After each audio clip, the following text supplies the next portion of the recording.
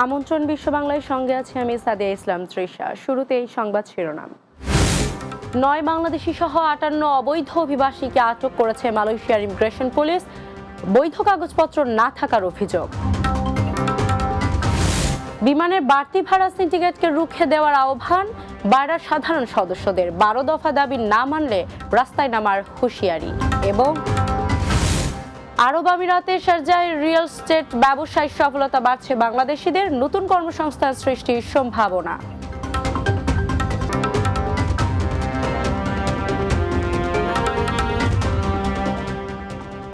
শুনছিলেন শিরোনাম, এবারে বিস্তারিত। মালয়েশিয়ায় ফুড কোর্টে অভিযান চালিয়ে 9 বাংলাদেশি সহ 58 অবৈধ অভিবাসীকে আটক করেছে দেশটির ইমিগ্রেশন বিভাগ।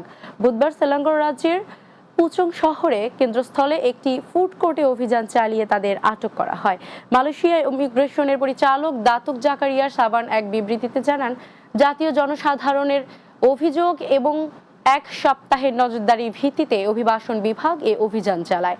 অভিযানে 102 জনের কাগজপত্র পরীক্ষা করা হয়। এদের মধ্যে থেকে 58 অভিবাসীর যেসব অপরাধ শনাক্ত করা হয়েছে তার মধ্যে রয়েছে মালয়েশিয়ায় অতিরিক্ত সময় কাটানো, অস্থায়ী কর্মপরিদর্শন পাশের অপব্যবহার এবং অবৈধ ব্যবসা পরিচালনা করা। পরিচালক বলেন, আটকদের মধ্যে মিয়ানমারের 31 পুরুষ এবং 10 নারী, ইন্দোনেশিয়ার 2 পুরুষ ও 1 নারী, 9 বাংলাদেশি ও 4 ভারতীয় পুরুষ এবং 1 জন ভিয়েতনামি রয়েছেন। মালয়েশিয়ার 2 রাজ্য পেনাং ও জোহর বারাতে পাসপোর্ট এবং কনসুলার সেবা প্রদানের উদ্যোগে নিয়েছে কুয়ালালামপুরস্থ বাংলাদেশ হাইকমিশন। মালয়েশিয়া প্রতিনিধি মোহাম্মদ আরিফুজ্জামান জানান, হাইকমিশনের কাউন্সিলর ও দূতালয় প্রধান প্রণব কুমার ভট্টাচার্যের স্বাক্ষরিত এক জরুরি বিজ্ঞপ্তিতে এ তথ্য জানানো হয়েছে। হাইকমিশন জানায়, 2 রাজ্যের বসবাসরত প্রবাসী বাংলাদেশিদের সুবিধার্থে পোস্ট অফিসের পাশাপাশি পেনাং প্রদেশের কুবিত, মার্তেজাম ও জর্জ টাউন এলাকায় 14 থেকে 16 ফেব্রুয়ারি এবং 22 থেকে 24 ফেব্রুয়ারি জোহর রাজ্যের অগ্রণী রেমিটেন্স হাউজে এ সেবা দেওয়া হবে। পাসপোর্ট আবেদন গ্রহণ হাতে হাতে পাসপোর্ট ডেলিভারি সার্ভিস ও কনসুলার সার্ভিস দেওয়া হবে বলে জানানো হয়। বিজ্ঞপ্তিতে বলা হয়, পেনাং রাজ্য থেকে 17 ও 19 জানুয়ারি এবং জোহর রাজ্য থেকে 24 ও 26 জানুয়ারি ই পাসপোর্ট আবেদনের জন্য সরাসরি এসে অ্যাপয়েন্টমেন্ট নিয়েছেন তাদেরকেই ই পাসপোর্ট এর সার্ভিস দেওয়া হবে। সকাল 9টা থেকে বিকেল 4টা পর্যন্ত এ সেবা গ্রহণ করতে পারবেন প্রবাসী বাংলাদেশিরা।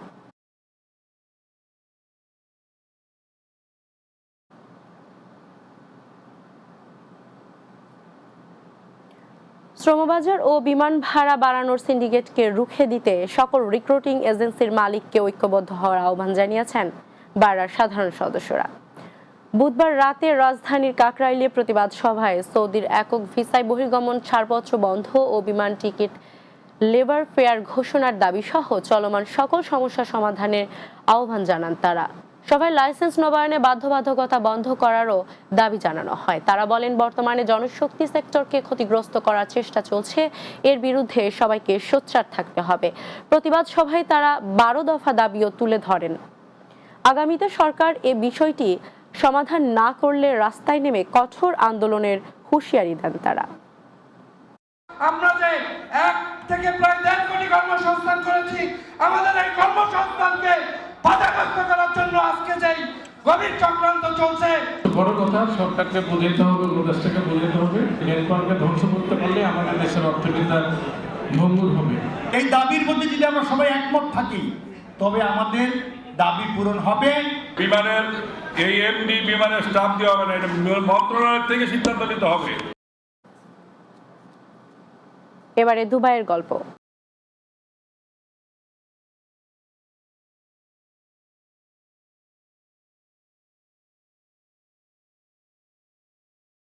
আরব আমিরাতের শারজাহ প্রদেশের রিয়েল এস্টেট ব্যবসায় সফলতা পাচ্ছেন প্রবাসী ব্যবসায়ীরা। তাদের মধ্যে মাইলফলক স্থাপন করেছেন বাংলাদেশি ব্যবসায়ী মোহাম্মদ শওকত। তার 5টি প্রতিষ্ঠান সম্মিলিত আল কানানা গ্রুপের কর্মসংস্থানের ব্যবস্থা হয়েছে প্রায় 100 বাংলাদেশির। দুবাই প্রতিনিধি শেখ ফয়সাল সিদ্দিকী ববির পাঠানো তথ্য ছবিতে আরো জানাচ্ছেন মাহমুদ রুবেল। ফেনীর ছাগলনাইয়ার আবুল হোসেনের ছেলে মোহাম্মদ শওকত বাংলাদেশ থেকে বিল্ডিং ম্যাটেরিয়ালস ব্যবসায় অভিজ্ঞতা অর্জনের পর পাড়ি জমান সংযুক্ত আরব আমিরাতে। বিল্ডিং ম্যাটেরিয়ালস এবং কনস্ট্রাকশন ব্যবসা দিয়ে শুরু করেন আমিরাতের কর্মজীবন। একে একে তৈরি করেন Al Taqdir real estate, Abdullah Salem building maintenance, Abdullah Salem building materials সহ 5টি প্রতিষ্ঠান সম্মিলিত আলকানানা গ্রুপ অফ কোম্পানিজ। আমি 6 মাস ঘুরে ঘুরে দেখছি যে কোন বিজনেসটা করা যায়। তো লাস্টে আমি এখানে শুরু করলাম বিল্ডিং ম্যাটেরিয়াল এবং কি কনস্ট্রাকশন। এটা দিয়ে শুরু করি। আমার এখন 5টা লাইসেন্স সংযুক্ত আরব আমিরাতে। Al Taqdir real estate, Abdullah Salem building maintenance, Abdullah Salem building material, Al Kanana সব কিছু মিলে আলকানানা গ্রুপ। আমার বর্তমানে আমি স্বত্বাধিকারী, আমি এটার চেয়ারম্যান। তার কোম্পানির অধীনে কর্মরত রয়েছেন প্রায় 100 বাংলাদেশি। আমার প্রথম বিজনেস হলো কনস্ট্রাকশন দিয়ে শুরু করছি, আইনাল শপ, টেকনিক্যাল কন্ট্রাক্টিং। তারপরে আমার এই এক এক করে লাইসেন্স। আমার সবগুলো মিলিয়ে আলকানানা গ্রুপের আমি স্বত্বাধিকারী এবং কি আমি চেয়ারম্যান। আমার গ্রুপে বর্তমানে মাশাআল্লাহ 70 থেকে 80 জন লোক কাজ করতেছে। সকল ধরনের কমার্শিয়াল এবং আবাসিক বিল্ডিং ও ভিল্লা বেচাকেনা, ভাড়া দেওয়া, পরিচালনা সহ মেইনটেন্যান্সের কাজ করে থাকে তার প্রতিষ্ঠান। ভবিষ্যতে ব্যবসার পরিধি আরও বৃদ্ধি করার মাধ্যমে বাংলাদেশিদের কর্মসংস্থান বাড়াতে চান এই রেমিটেন্স যোদ্ধা। আলহামদুলিল্লাহ, আমি ভবিষ্যতে আরও বিজনেস বড় করতে চেষ্টা করতেছি, আর যাতে বাঙালি বিভিন্ন দেশি সবাই যে কর্মসংস্থান চালু করতে পারে, ঠিকভাবে কাজকর্ম করতে পারে, এটাই চেষ্টা করতেছি। Mahmud Rubel, Bangla TV, news desk. বিশ্ব বাংলা এ পর্যায়ে নিচ্ছি ছোট্ট একটি বিরতি। ফিরে আসার পর অন্যান্য সংবাদের সাথে আরও যা থাকছে। গ্রীষ্মে অনুষ্ঠিত হলো শীতকালীন পিঠা উৎসব ও সাংস্কৃতিক অনুষ্ঠান। প্রবাসীদের অংশগ্রহণ পরিণত হয় মিলন মেলায়।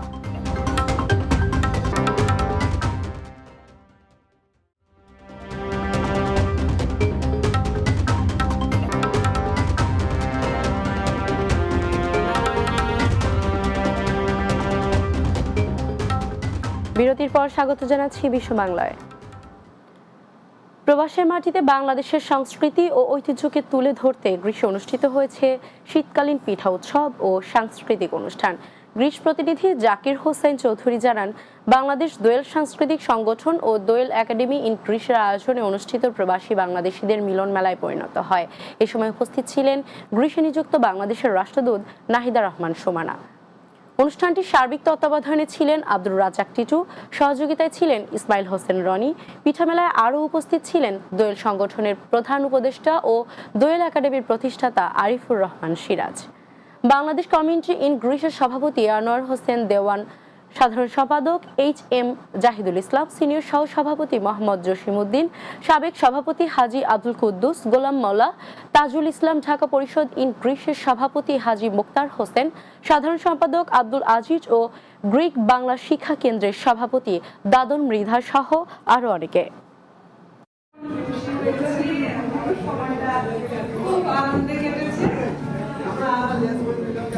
আমি আশা করি যেটা আমি বলেছি যে দোয়েল একাডেমির ইতিহাস শেখা হবে, বইটা লেখা হবে, পরে ইনশাআল্লাহ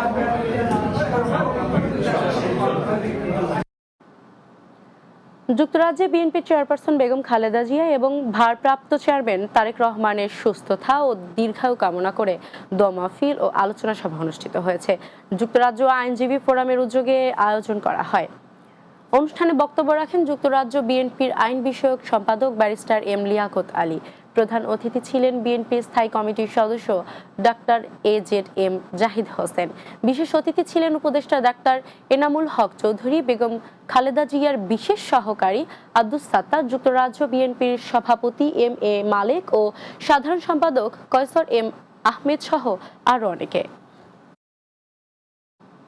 নোয়াখালীর বেগমগঞ্জের চাঁদার দাবিতে এক ইতালি প্রবাসীর বসতবাড়িতে সন্ত্রাসী হামলা, ভাঙচুর ও লুটপাটের ঘটনা ঘটেছে।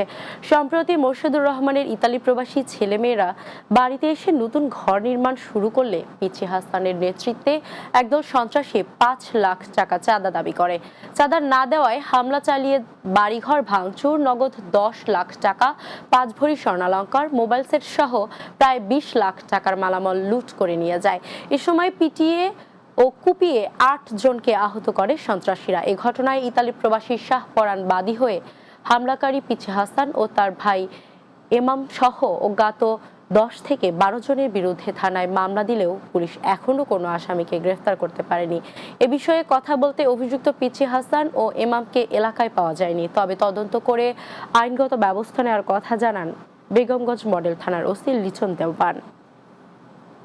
আইসা আমার বলতেছে এখানে বিল্ডিং কিভাবে করতেছেন, আমাদের টাকা কই, আমার 5 লাখ টাকা চাঁদা দিতে হবে। তখন আমি বলছি আমার কাছে তো টাকা ঢোকে না ভাই, আমরা আসছি এখানে বেড়াবার জন্য, আমরা আসছি আর কদিন উঠছে, আমরা তো কাজ আমরা করাইতেছি না, আপনাকে আমি টাকা কোত্থেকে দিব। তার মধ্যে প্রথমে কোপ দিছে, আর আমার তো ওরা মনে করে শুধু ঘুষাইছে, আমাদের আর কিছু করে না, আমার বুকের মধ্যে শুধু ঘুষাইছে। আর ঘর দুয়ার কিছু নাই, আর ঘর দুয়ার সব জাদু ভাঙিয়ে এলেছি, দুয়ার দুনুয়ান ভাঙিয়ে হাতে বান্ধিও দিয়ে হান্দাই। আর নাতিনের মাথার 30 ধরি কর আলমারি শুকেছ খোল, মাইয়ে খুলি হারে না কি এরিয়ারে খুলতে দিছে, মাইয়ার দৈত্য লইছে না, দৈত্য লইছে না, রাত ভাই রড দিয়ে বাড়ি দিছে জাদু। এরা যা পাচ্ছে তা করে চলে গেছে, তারা বিএমপির ক্যাডার, হাতে বিএমপির থেকে আসছে, হাতে টাকা দিতে হইব, হাতে চাঁদা দিতে হইব। ধর্মীয় ভাবগাম্ভীর্যের মধ্য দিয়ে চন্দনাইশ উপজেলার দোহাজারী পৌরসভার জামিজুড়িতে লোকনাথ সেবাশ্রমের 7ম বাৎসরিক উৎসব উদযাপিত হয়েছে। বাংলা টিভির ওমান প্রতিনিধি সাংবাদিক পলাশ শীলের পিতা শ্রীযুক্ত বৃক্ষধর শীলের বাড়িতে এ ধর্মীয় অনুষ্ঠান সম্পন্ন হয়। এ সময় বিশেষ অতিথি হিসেবে বক্তব্য রাখেন লিটল শীল ও ভবতোষ শীল। ধর্মীয় গীতাপাঠ পরিবেশন করেন বিকাশ দত্ত ও গৌতম চক্রবর্তী। অনুষ্ঠানে আরও উপস্থিত ছিলেন লালু শীল, দেলুষ দাস, পলাশ ঘোষ, বাসী ঘোষ, রুবেল শীল, আপন শীল ও জীবনশীল সহ আরো অনেকে।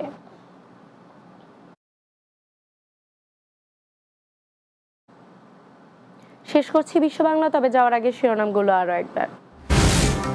9 বাংলাদেশি সহ 58 অবৈধ অভিবাসীকে আটক করেছে মালয়েশিয়ার ইমিগ্রেশন পুলিশ, বৈধ কাগজপত্র না থাকার অভিযোগ। বিমানের বাড়তি ভাড়া সিন্ডিকেটে রুখে দেওয়ার আহ্বান বাইরার সাধারণ সদস্যদের, 12 দফা দাবি না মানলে রাস্তায় নামার হুঁশিয়ারি।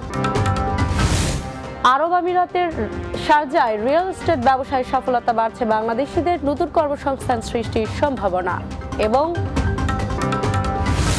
গ্রীষ্মে অনুষ্ঠিত হলো শীতকালীন পিঠা উৎসব এবং সাংস্কৃতিক অনুষ্ঠান, প্রবাসীদের অংশগ্রহণ পরিণত হয় মিলন মেলায়।